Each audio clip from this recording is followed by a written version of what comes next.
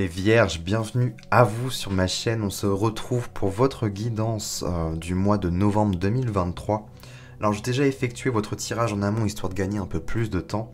Bien entendu, je vais les découvrir en même temps que vous. Donc on est parti les vierges. On démarre ici.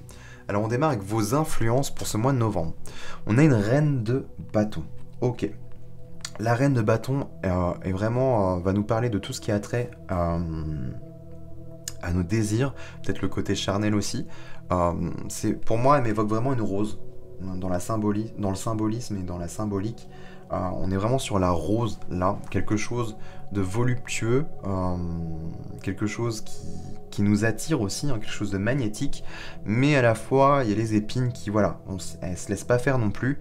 Cette reine de bâton, elle peut être voilà, attirante et très charmante, mais c'est aussi un peu l'adage qui dit voilà, une main de fer dans un gant de velours, c'est elle tout craché. Quelque chose de ferme, une fermeté qui est là, mais quelque chose d'enrobant, chaleureux aussi. On l'aime beaucoup, cette reine de bâton.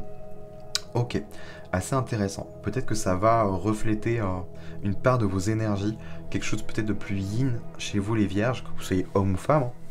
Mais il y a un truc peut-être là. Et ça va peut-être réveiller votre feu intérieur, peut-être la créativité aussi. Ok, on a le 8 de bâton qui est tombé. Il y a encore du bâton. Et là, c'est en challenge pour votre mois de novembre. En challenge, le 8 de bâton, ouais, moi, on parle d'énergie. Il y a peut-être de l'énergie qui circule pas. Ça peut être l'énergie sexuelle qui est bloquée. Ça peut... Tout ce qui est attrait vraiment au chakra racine et sacré dans cette sphère-là. Ça peut être l'énergie... Je parle d'énergie sexuelle, mais l'énergie sexuelle est intriquée avec l'énergie créatrice. Hein. Les deux sont intriqués. Il y a peut-être, voilà, l'énergie qui a du mal à circuler, et peut-être que c'est à ce niveau-là qu'on met l'accent, et peut-être que c'est là qu'elle a du mal à... qu'elle est un peu bloquée, qu'on a du mal à les libérer. Peut-être que ça peut provoquer aussi une forme de frustration, ou amener à de la colère, justement, parce qu'on n'arrive pas à la libérer, on n'arrive pas à se la réapproprier. Mais pour que ça tombe en challenge, c'est que pour moi, c'est en train de se libérer. C'est que là, il y aura une forme de fluidité, de rapidité ici. Il y a un truc qui va revenir pour moi. Et ça va peut-être vous aider pour la suite. Si jamais vous avez des projets créatifs à mettre en œuvre, l'idée de puiser là-dedans, parce qu'elle elle a énormément de ressources. C'est elle qui régit tout ce feu créateur en chacun de nous. Donc c'est assez intéressant. Parce que vous avez conscience. Ah ouais, il y a un 3 d'épée. Oui, bah oui, vous avez conscience de ça. Il y a quelque chose qui est meurtri là. Est-ce qu'il y a eu des abus au niveau sexuel? Est-ce qu'il y a eu des abus de manière générale dans votre créativité, dans, voilà, dans l'expression créatrice, si je puis dire, de qui vous êtes? En fait, il y a un truc qui a été peut-être brimé aussi. Il y a un truc qui a été impacté. Mais vous en avez conscience. Donc ça, déjà, c'est un bon point de départ, de l'avoir conscientisé. Reste à savoir comment vous allez la libérer. Il y a peut-être une forme d'acceptation aussi. Peut-être que c'est pas encore tout à fait pardonné non plus. Mais on voit que c'est là quand même. Et on a l'as de bâton au niveau inconscient. Donc pour moi, c'est bon. Mois de novembre, ça va revenir. Pour vous les vierges, l'as de bâton, il y a un truc pour moi.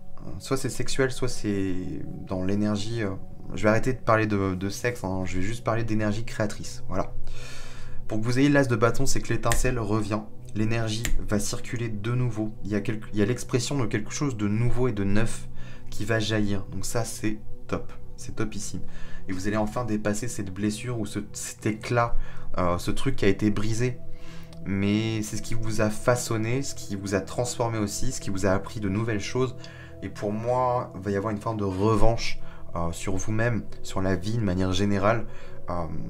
Grâce à l'expression de tout ça. Là, c'est juste ouf. Pour moi, vous allez libérer votre énergie et votre potentiel créateur. Pardon. Rien que ça, hein. C'est assez ouf. Ouais, as de bâton, il y a un nouvel éclat, une nouvelle étincelle, on y va. On va de l'avant et on n'a plus peur de libérer ce truc-là. Donc ça, c'est top. Et il y a vraiment beaucoup de ressources là. Et ça va peut-être même débloquer d'autres choses, peut-être même de manière physique. Généralement, quand on libère des traumas comme ça, qu'on fait circuler l'énergie, ça remet peut-être des organes vitaux, ça réaligne en fait de manière générale le corps, les organes, la fluidité peut-être sanguine aussi, ça peut être plein de choses. Ouais, 9 d'épée, bah oui. Il y a une peur là. La synthèse de tout ça, c'est qu'il y a des peurs, il y a des blessures, il y a des choses qui ont été impactées. Et ça génère une forme de stress aussi, d'anxiété ou d'angoisse, je sais pas. Si c'est au niveau charnel ou si c'est au niveau créateur, peut-être que vous avez du mal à puiser là-dedans, à vous mettre sur des projets plutôt créatifs, à puiser vraiment dans cette énergie-là. Et là, pour moi, vous allez le faire. Il y a l'élan, il y a un regain, il y a un renouveau. Donc vous allez vraiment reprendre la main, en fait, là-dessus. Votre propre pouvoir. Parce que ça vous appartient. C'est comme si la personne, ou les personnes, je sais pas, ou l'événement traumatique était resté stocké, greffé à vous. Et comme si c'était plus vous qui régissiez, en fait, ça. Mais ce truc en particulier, ou cette personne en particulier. Et là, stop, on vire. On vire tout ça et c'est vous qui reprenez la main mise dessus parce que c'est votre énergie en fait. Et c'est vous qui devriez avoir le contrôle et le plein pouvoir là-dessus. Vous voyez, on est vraiment sur une dynamique comme ça. Donc ça c'est plutôt cool. Au niveau matériel, eh ben, on a le chariot. Alors ça peut nous parler de... de professionnel, de projet, de le rapport à votre corps, l'état financier aussi. Là avec un chariot, on parle de réussite, de succès. Ok, ça peut être dans vos entreprises, mais ça peut aussi nous parler de déménagement, peut-être de changer de lieu de vie, changer peut-être aussi de travail. Il y a une notion de mouvement avec le chariot. Il y a l'idée quand même de transiter vers quelque chose d'autre, donc c'est assez intéressant. Au niveau émotionnel, on a la reine de coupe, elle tombe bien. Reine de coupe, vous êtes à l'écoute quand même de ce qui se passe hein, au niveau émotionnel, donc ça c'est vraiment pas mal, hein. Que vous soyez homme ou femme, hein, peu importe. Mais voilà, on est vraiment à l'écoute de ses intuitions, de ses ressentis d'ordre émotionnel. On fait vraiment un état des lieux de ce qui se passe au niveau émotionnel, de ce qui nous régit véritablement. Il y a vraiment une pleine harmonie, une forme de sensibilité, mais qui est maîtrisée, hein. Quelque chose de mature, là. Il n'y a pas grand-chose à dire à ce niveau-là. Donc ça, c'est top. Et oui, la créativité aussi. Il y a beaucoup de ressources, là. Et il y a besoin de la reine de bâton. L'alchimie entre les deux reines, le feu et l'eau, là, ça va vraiment être créateur et impulser de nouvelles choses, vraiment des trucs ouf. Donc plutôt pas mal. Et au niveau spirituel, on a le 3 de coupe. Ok. Alors, il y a peut-être des festivités, des célébrations à venir qui vous attendent, les vierges. Alors quoi, je sais pas, ça peut être des événements, ça peut être une naissance, mariage, anniversaire. Ça peut me parler de choses comme ça.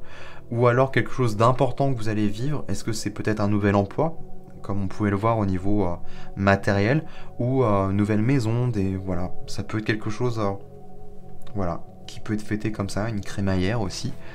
Ou ça peut être tout autre chose, mais on voit qu'il va y avoir des festivités là, ou peut-être de nouvelles rencontres amicales aussi. Ça peut être ça, ou de retrouver des amis, voilà, d'avoir des moments de partage, des moments de joie, en tous les cas. Et en deux decks, on a quoi? On a le pendu, ouais. Vous allez avoir un nouveau regard sur les choses. L'empereur, ouais, il y a une pleine souveraineté. Là, on reprend vraiment son pouvoir, ici. Et 10 de coupe, ouais. On reprend son pouvoir, là. Ça, c'est cool. Ok, les vierges. Bah écoutez, moi, j'ai fait le tour pour vous. N'hésitez pas à me dire en commentaire ce que vous en avez pensé. N'hésitez pas aussi à liker, partager la vidéo. Et puis abonnez-vous, très important, et activez la petite cloche. Nous on se retrouve très prochainement pour d'autres contenus vidéo. Et puis en attendant, écoutez les amis, je vous souhaite de passer un très bon mois de novembre.